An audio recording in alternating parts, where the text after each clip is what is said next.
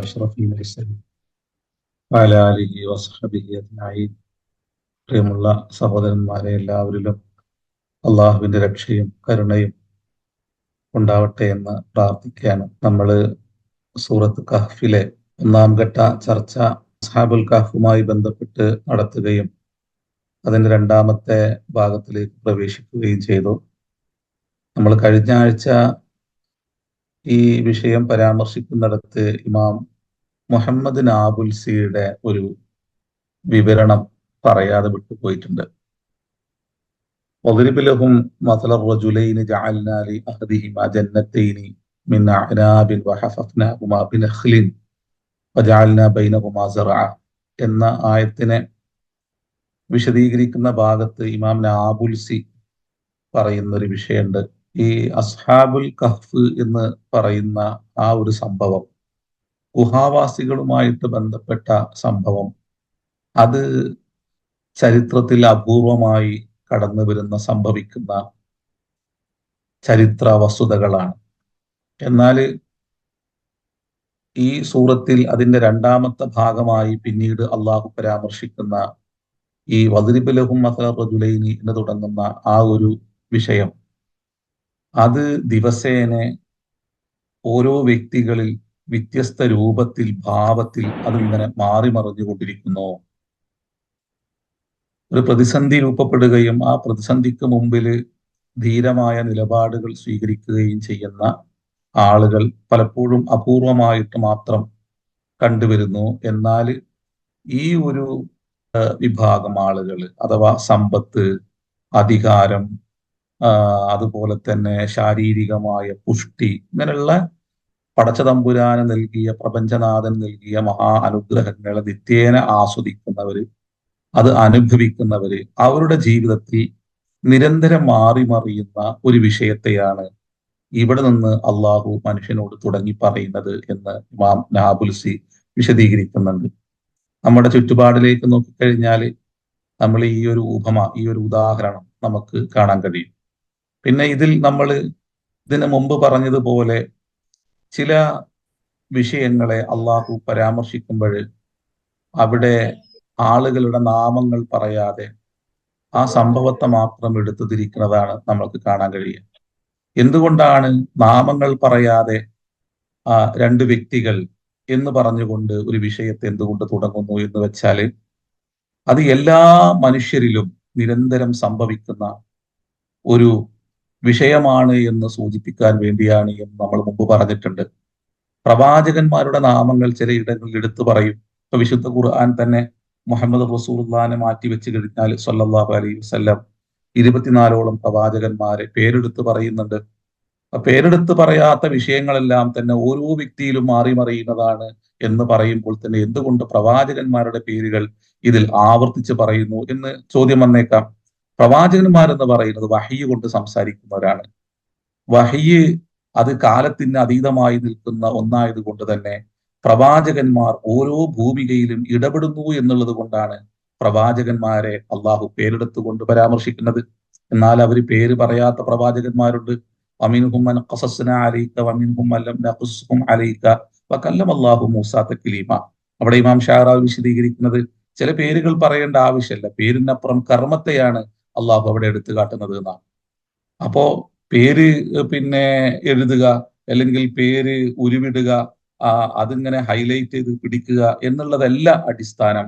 അതിനപ്പുറം നിങ്ങളുടെ കർമ്മങ്ങളുടെ ആ ഒരു ഭാരമുണ്ടല്ലോ, കർമ്മങ്ങളുടെ തിളക്കമുണ്ടല്ലോ, അതിനാണ് അള്ളാഹു പ്രാധാന്യം നൽകുന്നത്. പ്രവാചകന്മാരിൽ ചിലരെ, 24 പ്രവാചകന്മാരെ പറയുമ്പോൾ അവരുടെ പേരെടുത്തുകൊണ്ട് അള്ളാഹു പറയുന്നത് അവർ ഓരോ ഭൂമികയിലും വഹ്യ് കൊണ്ട് ഇടപെടുന്നു എന്നുള്ളത് കൊണ്ടാണ്. വഹ്യ് കൊണ്ട് സംസാരിക്കുന്നവരായതുകൊണ്ട് തന്നെ അത് പിന്നെ ഓരോ ഭൂമികയിലും അവര് ഓരോ സമൂഹത്തിന്റെ പ്രശ്നങ്ങളിൽ നിരന്തരം അവര് ചർച്ച ചെയ്യുകയും ഓരോ ഇടങ്ങളിലും അവരെന്താകുന്നുണ്ട്, അവർ മാറി മറിഞ്ഞുകൊണ്ടിരിക്കുന്നുണ്ട്. അതുകൊണ്ടാണ് ഇമാം ഷഅറാവി പ്രവാചകന്മാരുടെ നാമങ്ങൾ പറയുന്നിടത്ത് മൂസാ നബിയെ കുറിച്ച് പറയുമ്പോൾ മൂസൽ ബഷരിയ, എല്ലാ കാലത്തും രൂപപ്പെടുന്ന മൂസയെ കുറിച്ചുള്ള ചർച്ചയാണ്. ഫിറഔനുൽ ബഷരിയ, എല്ലാ കാലത്തും രൂപപ്പെടുന്ന ധിക്കാരത്തിന്റെ അടയാളത്തെയാണ് അള്ളാഹു അവിടെ പരാമർശിക്കുന്നത് എന്നെല്ലാം പറഞ്ഞുകൊണ്ട് ഇമാം ഷഅറവി വിശദീകരിക്കുന്നത്. അപ്പൊ ഏതായാലും ഇമാം നാബുൽസിയുടെ ഈ വിഷയവുമായി ബന്ധപ്പെട്ട ആമുഖ ചർച്ച വളരെ ചിന്താർഹമാണ്. അദ്ദേഹം ഈ വിഷയത്തെ ഓരോ വ്യക്തിയുമായി ചേർത്ത് വെക്കുന്നുണ്ട്. സമ്പത്തുള്ള മനുഷ്യർ എങ്ങനെയൊക്കെയാണ് മറ്റുള്ളവനോട് അവന്റെ അഹങ്കാര ഭാവത്തെ പ്രകടിപ്പിക്കുന്നത്, അവൻ എങ്ങനെയൊക്കെയാണ് അവന്റെ സംസാര ശൈലി എങ്ങനെയൊക്കെയാണ് അവന്റെ ഇടപെടലുകൾ, ദുർബലരായ മനുഷ്യരെ ഇവരെങ്ങനെയാണ് കാണുന്നത്.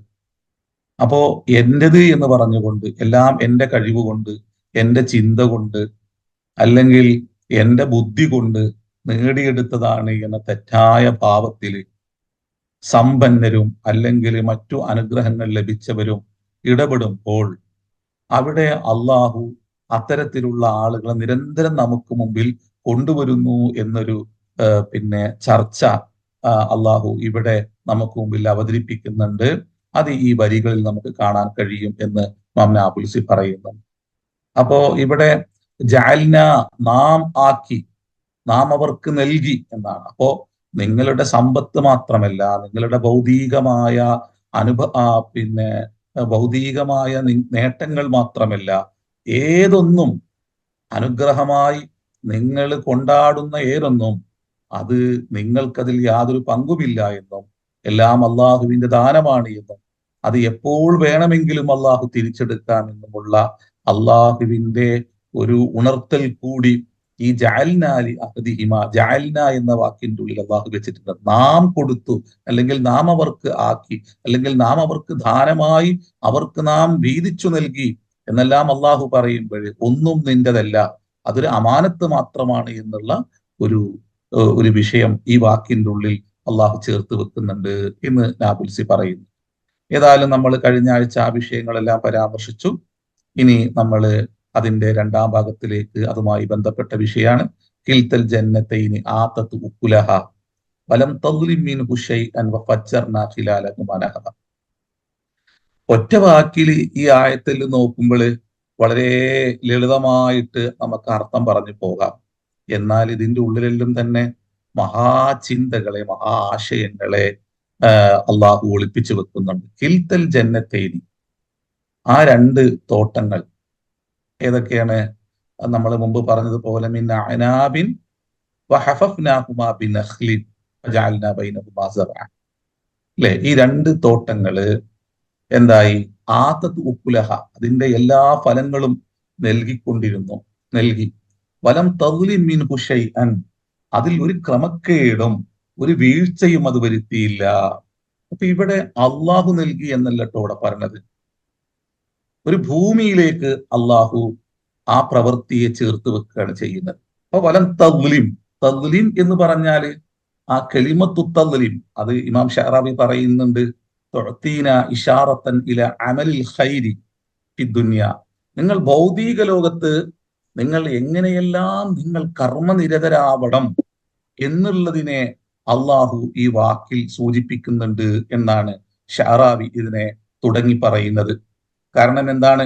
ഈ ഭൂമി എന്ന് പറയുന്നത് ഒരു ജമാദായ ഒരു നമ്മുടെ ദൃഷ്ടിയിൽ ജീവനില്ലാത്ത ഒരു ജമാദായ ഒരു വസ്തുവാണ്, അല്ലെ? അത് ഒരിക്കലും നിങ്ങളോട് ഒരു പ്രതികാര നടപടിയും നിങ്ങളോട് കാണിക്കുകയില്ല. നിങ്ങൾ അതിനോട് നിങ്ങൾ വല്ലതും എങ്ങനെയാണോ അതിനോട് നിങ്ങൾ പ്രതികരിക്കുന്നത്, അതിനനുസരിച്ച് നിങ്ങളോട് ഒരു വൈകല്യവും കൂടാതെ, ഒരു വീഴ്ചയും കൂടാതെ നിങ്ങളോട് ഇങ്ങോട്ട് പ്രതികരിക്കും.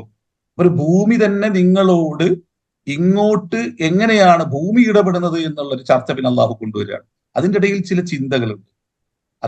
അത്തരം ഒരു പ്രയോഗത്തിലൂടെ അള്ളാഹു ചില സംഗതികൾ നമുക്ക് നൽകാൻ ആഗ്രഹിക്കുന്നുണ്ട്. ഭൂമിയിൽ നിങ്ങളുടെ സമയം ചിലവഴിച്ച്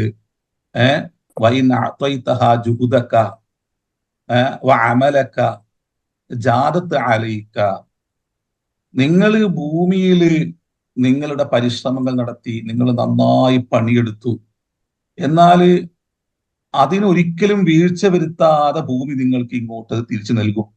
അതില് ഇമാം ഷഅറാബി പറയുന്നുണ്ട്, തബ്ദുറു ഫീഹ കൈലത്തൻ. അപ്പോ നീ ഒരു കുമ്പിൽ പിന്നെ ഒരു കൈയിലെത്ത് ഒരു കുമ്പിൾ വിത്തിനെ നീ ഭൂമിയിൽ വിതറിയാൽ പ്രതീക ഇറുതവൻ അത് പിന്നെ ഇരട്ടിയായി അത് നിനക്ക് തിരിച്ചു നൽകും. ഇറുതബ് എന്ന് പറഞ്ഞാൽ ഒരളവിനെ പിന്നെ ഒരളവിനെ കാണിക്കുന്ന ഒരു പ്രയോഗമാണ് ഇർദബ് എന്ന് പറയുന്നത്. ഇർദബ് എന്ന് പറഞ്ഞാൽ എന്താണ് പറയാ, അതിനെ വ്യാഖ്യാനിക്കുന്ന പണ്ഡിതന്മാര് പറയും ഒരു പിന്നെ 24 നമ്മള് ഈ ഇതെല്ലാം അളന്നു കൊടുക്കൂല, അതിനെന്താണ് പറയാ, പറ. ആ അപ്പൊ നീ ഒരു പിന്നെ ഒരു കുമ്പിൽ വിത്തിനെ നീ ഭൂമിയിൽ വിതറിയാൽ അത് 10 പറയായി നിനക്കത് തിരിച്ചു നൽകും. അപ്പൊ ഭൂമിയോട് നീ എങ്ങനെയാണോ ഭൂമിക്ക് മുകളിൽ നിങ്ങളുടെ കർമ്മങ്ങളെ നിങ്ങൾ ഏറ്റവും നന്നായി പ്രയോഗിക്കുന്നത്, അതിനോട് എങ്ങനെയാണോ നിങ്ങൾ പിന്നെ പ്രതികരിക്കുന്നത്, അതിനനുസരിച്ച് അത് നിങ്ങളോട് തിരിച്ചും പ്രതികരിക്കും.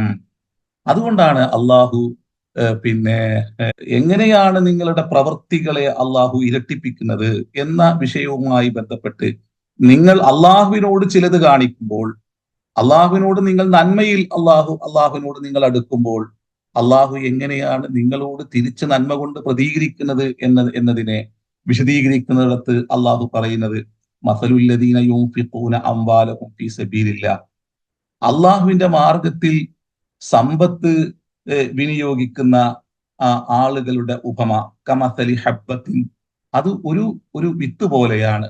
അമ്പത്തത്ത് സബ്അ സനാബില, അത് 7 കതിരുകളെ അതെന്താക്കുന്നു, സൃഷ്ടിക്കുന്നു. ഫി കുല്ലി സുംബുലത്തിൻ മിഅതു ഹബ്ബ, അങ്ങനെ ഓരോ കതിരുകളിലും 100 ധാന്യമണികളെ അത് തീർക്കുകയും ചെയ്യുന്നു.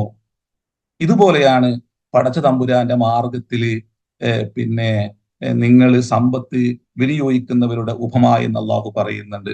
എന്നിട്ട് ഇതിനെ ഇമാം ഷഅറാവി ഈ ഒരു ആയത്തിനെ കൊണ്ടുവന്ന് ഇമാം ഷഅറാവി നമ്മൾ ഈ പറഞ്ഞ കിൽത്തൽ ജന്നത്തൈനി ആതത്ത് ഉക്കുലഹ എന്ന ആ ഒരു വിഷയത്തെ വിശദീകരിക്കുന്നിടത്ത് അദ്ദേഹം പറയുന്നുണ്ട് ഫമാ ബാലുക ബിഖാലിഖിൽ അർളി, ഒരു ഭൂമി തന്നെ നിനക്ക് ഇതുപോലെ നീ നൽകുന്നതിനെ ഇങ്ങോട്ട് അതിന്റെ ഇരട്ടി നൽകുന്നുവെങ്കിൽ നിന്റെ നാഥൻ നിനക്ക് ഏത് രൂപത്തിലാണ് നിന്റെ പ്രവൃത്തിക്ക് തിരിച്ചവൻ പ്രതികരിക്കുക?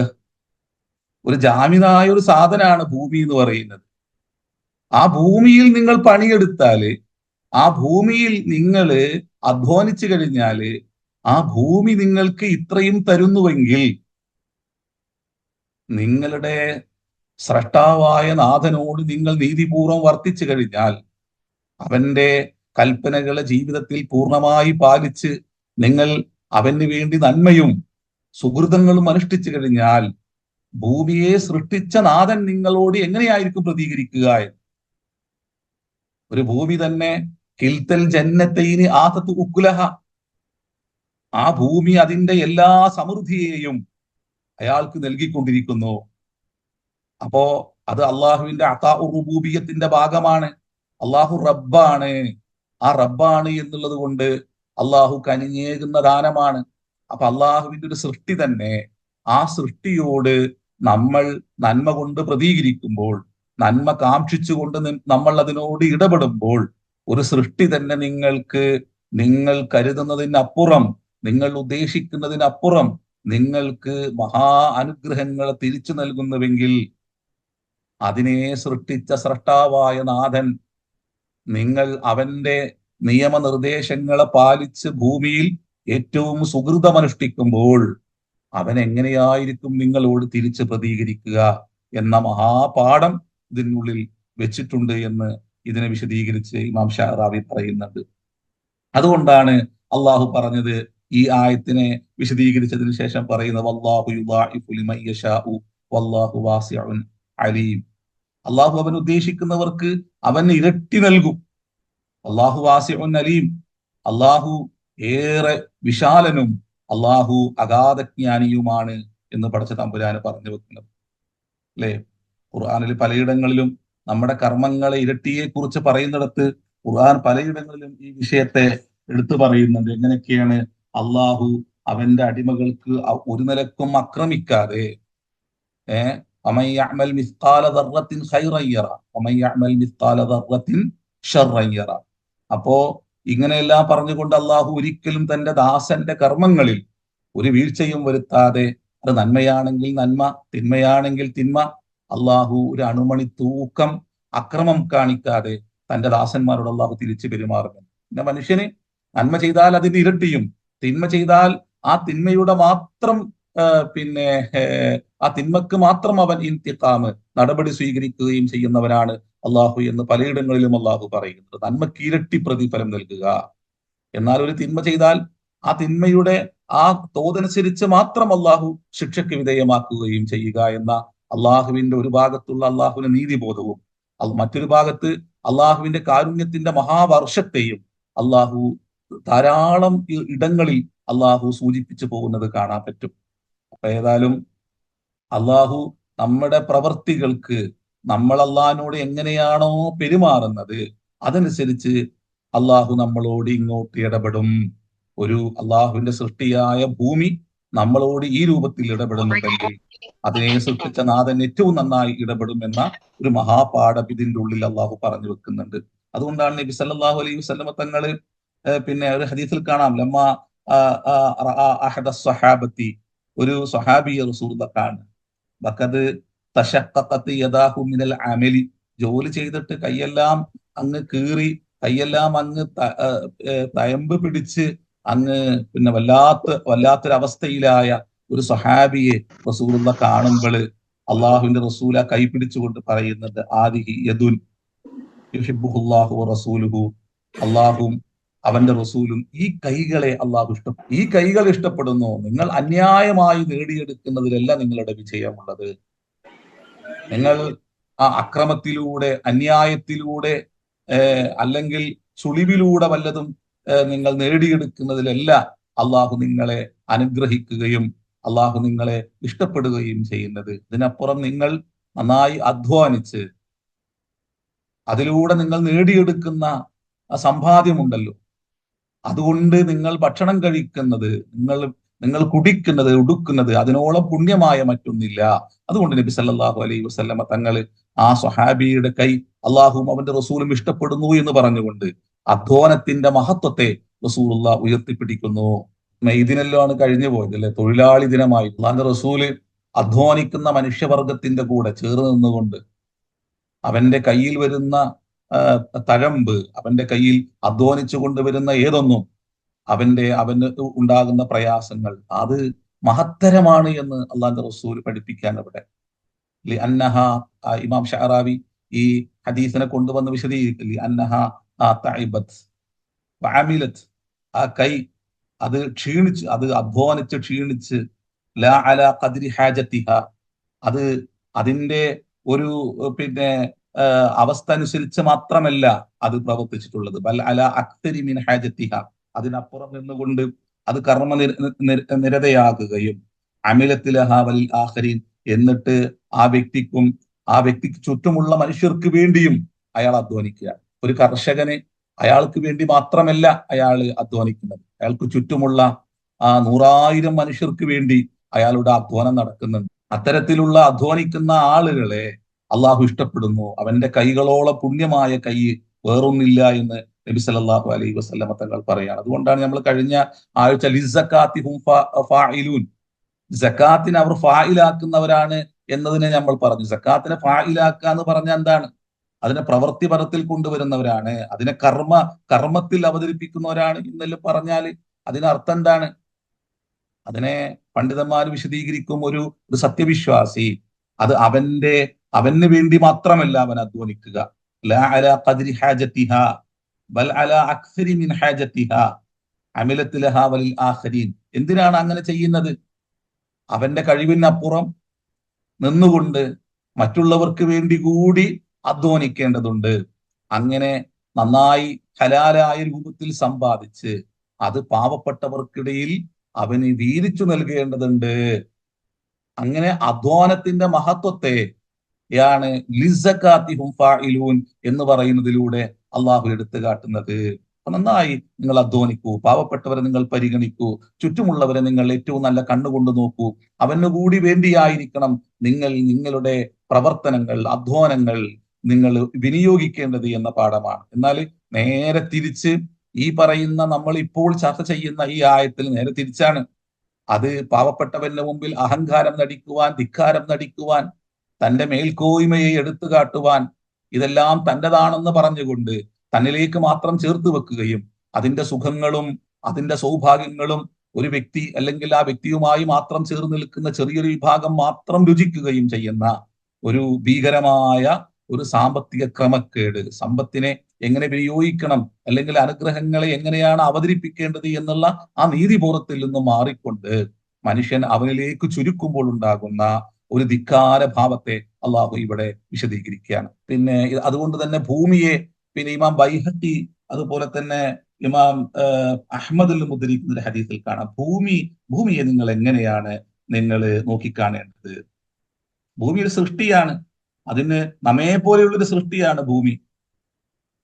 ആ ഭൂമിയോട് നിങ്ങൾ എങ്ങനെയാണ് പെരുമാറേണ്ടത്?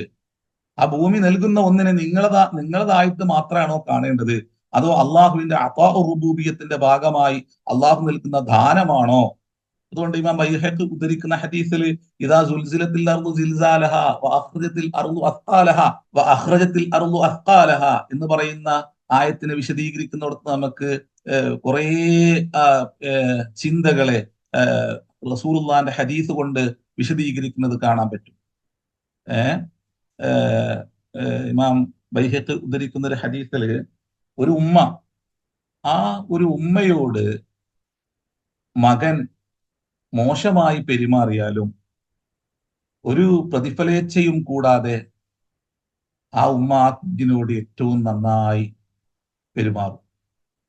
മകൻ മോശമായിട്ടാണ് ഒരു മാതാവിനോട് പെരുമാറുന്നതെങ്കിലും ഒരു മാതാവ് എന്നുള്ള നിലക്ക്, നൊന്തു പെറ്റ ഒരു ഉമ്മ എന്നുള്ള നിലക്ക് ആ കുഞ്ഞിനോട് ഏറെ കാരുണ്യപൂർവ്വമാണ് പെരുമാറുക. ഇതുപോലെയാണ് ഭൂമിന്ന്. ഒരു ഉമ്മ എല്ലാവരും കൈയൊഴിയുമ്പോൾ ആ ഉമ്മ നിങ്ങളെ ചേർത്ത് പിടിക്കും. എല്ലാവരും നിങ്ങളെ ഒറ്റപ്പെടുത്തുമ്പോൾ ആ ഉമ്മ നിങ്ങളെ അണച്ച് ചേർത്ത് പിടിക്കും. ഇതെല്ലാം ഒരു ഉമ്മയുടെ ഒരു വിശേഷണങ്ങൾ. ഇതുപോലെ ഭൂമി നിങ്ങളോട് അനുവർത്തിക്കുന്നുണ്ട്.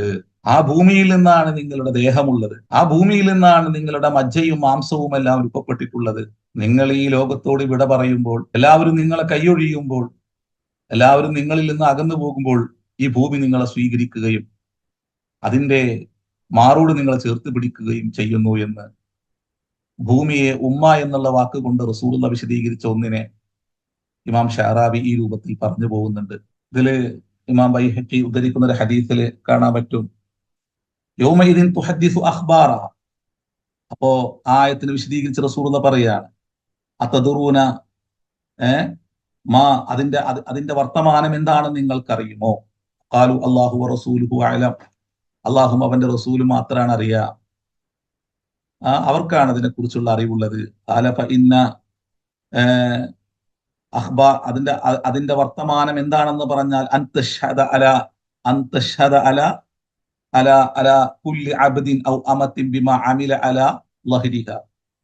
ആ ഭൂമിക്ക് മുകളിൽ ഓരോ മനുഷ്യനും, ഓരോ പുരുഷനും സ്ത്രീയും, ഓരോ മനുഷ്യരും എന്താണോ പ്രവർത്തിച്ചത് എന്നുള്ളതിനെ കുറിച്ച് അത് നാളെ അള്ളാഹുവിന്റെ മുമ്പിൽ പറയുമെന്നാണ് ഭൂമി പറഞ്ഞു കൊടുക്കും. അപ്പോ തഖൂലു അമില കഥാ വക്കഥ, അത് പറയും, ഇതാ ഇയാള് ഇന്ന രൂപത്തിലെല്ലാം പ്രവർത്തിച്ചു, ഫി യൗമി കഥാ വക്കഥ, ഇന്ന ദിവസം ഇന്ന രൂപത്തിൽ അയാള് ഇന്ന പ്രവൃത്തി നടത്തി. ഇങ്ങനെയാണ് അത് അള്ളാഹുവിന്റെ മുമ്പിൽ അതിന്റെ വർത്തമാനങ്ങൾ പറയുക. അപ്പൊ ഭൂമിയെ നന്നായി സൂക്ഷിക്കണം. അതിന്റെ മുകളിലൂടെ അഹങ്കാര ഭാവം പേറാൻ പാടില്ല എന്ന് ഖുർആൻ പറഞ്ഞു വെക്കുന്നുണ്ട്. ലാ തംശി ഫിൽ അർളി മർഹ ഇന്നക ലൻ തഖ്രിഖൽ അർള വലൻ തബ്ലുഗൽ ജിബാല തൂല. നീ ഭൂമിയിൽ അഹങ്കാരിയായി നടക്കും. നിന്റെ സമ്പത്ത് കൊണ്ട്, നിന്റെ ആരോഗ്യം കൊണ്ട്, അല്ലെങ്കിൽ നീ അനുഭവിക്കുന്ന എന്തുമാവട്ടെ അതിനെ അഹങ്കാരപൂർവം നീ പ്രകടിപ്പിക്കരുത്. ലാ തംശി ഫിൽ അർളി മർഹ, നീ പുളച്ചു നടക്കരുത്. ഇന്നക ലൻ തഖ്രിഖൽ അർള വലൻ തബ്ലുഗൽ ജിബാല തൂല. നിന്റെ അഹങ്കാരം കൊണ്ട് ഭൂമിയെ പിളർത്തുവാനോ പർവ്വതത്തോളം നീ ഉയരുവാനോ നിനക്ക് കഴിയില്ല. അതുകൊണ്ടാണ് ഒരു മുഅ്മിനായ മനുഷ്യൻ, അല്ലാഹുവിൽ നിർഭയത്വം പ്രാപിച്ച മനുഷ്യൻ എങ്ങനെയാണ് ഭൂമിയിൽ നടക്കുക എന്ന് ഖുർആൻ പറഞ്ഞു. ആ ഭൂമിയിൽ നിന്ന് കിട്ടുന്ന ഒന്നിനോടുള്ള ഒരു സമീപനം മാത്രമല്ല, ആ ഭൂമിക്ക് മുകളിൽ പോലും നടക്കുമ്പോൾ സ്വീകരിക്കേണ്ട മാനദണ്ഡങ്ങളെ, സമീപനങ്ങളെ അള്ളാഹു എടുത്തു കാട്ടുന്നുണ്ട്. എന്താണ്? പിന്നെ മുഅ്മിനീങ്ങൾ ആരാണ്? യംശൂന ഫിൽ അർളി ഹൗന, അവർ ഭൂമിയിൽ ഏറ്റവും താഴ്മയോടുകൂടി നടന്നു പോകും.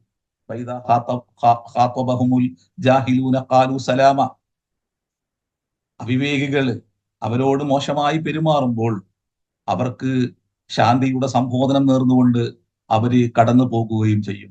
അതുകൊണ്ടാണ് ലുഖ്മാന് ഒരു കുഞ്ഞിനോട് ചെറുപ്രായത്തിലെ എങ്ങനെയാണ് നീ ഭൂമിക്കു മുകളിൽ നടക്കേണ്ടത്, ഭൂമിയോട് നീ അനുവർത്തിക്കേണ്ട നിന്റെ ബാധ്യതകൾ എന്താണ്, കടപ്പാടുകൾ എന്താണ് എന്ന് ഒരു കുഞ്ഞിനോട് ചെറുപ്രായത്തിലേ പറഞ്ഞു കൊടുക്കുന്നത്.